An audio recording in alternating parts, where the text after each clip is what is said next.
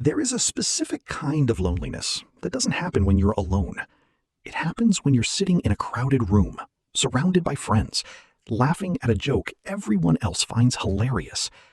On the surface, you belong, but internally, you are 1,000 miles away. You aren't just listening to the joke. You're noticing the slight flicker of insecurity in the person telling it. You're aware of the person to your left who is checking their watch every 2 minutes, and the subtle tension between the couple across the table that no one else seems to feel. In psychology, this is known as social perception sensitivity.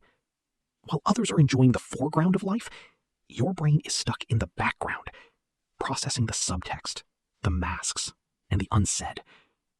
Today, we are going to decode the intelligence isolation, the hidden psychological cost of being highly perceptive, and why the more you see, the harder it is to feel seen. Phase 1. The mirror of transparency. For most people, social interaction is like watching a play. They see the costumes, they hear the lines, and they enjoy the show. But for the highly perceptive, it's as if you've been invited backstage. You see the pulleys, the ropes, and the actors sweating behind the curtain. This creates a phenomenon called relational transparency. When you can see through people's social masks, their feigned confidence, their polite lies, or their hidden jealousies, it becomes very difficult to engage with the surface version of them. You want to talk about the truth, the core of why they feel the way they do, but the rest of the world is comfortable with the script. When you try to bring up the deeper layers, you're often met with confusion or defensiveness. Eventually, you learn to keep your observations to yourself, creating a secret world in your mind that no one else is allowed to enter. Phase 2. The burden of predictive modeling. Why does this lead to isolation? Because your brain is a high-speed prediction engine. Neurobiology tells us that the prefrontal cortex in highly perceptive individuals is often hyperactive in social settings. You don't just experience a conversation, you simulate its ending. You see a friend's pattern of behavior, and you already know how their new relationship is going to end. You see a coworker's shortcut, and you can already predict the office disaster 3 months from now. Being right all the time isn't a superpower, it's a barrier. It's hard to stay excited about a story when you've already seen the final chapter. This creates a time gap between you and your social circle. You are living in the future consequence, while they are living in the present. Phase 4.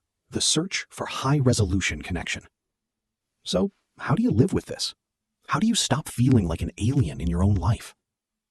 The solution isn't to dumb yourself down. It is to change your expectations of connection. Psychology suggests moving from broad socializing to high-resolution circles. You must realize that not everyone is equipped to see the world at your frequency, and that's okay. You can enjoy the low-resolution fun of a group party without expecting it to fulfill your deep need for understanding. But you must also hunt for your cognitive peers. These are the few people who don't just hear your words, but recognize the depth behind them. They are the ones who don't find your perceptiveness intense or intimidating, but rather a relief. If you often feel like a spectator in your own social life, understand this. Your isolation is not a sign that you are broken. It is a byproduct of your depth. You aren't an outsider because you don't belong. You're an outsider because you see the walls that everyone else thinks are the horizon. If this resonates with you, if you've ever felt the weight of seeing too much, leave a comment below. Let's create a space where the background finally becomes the foreground.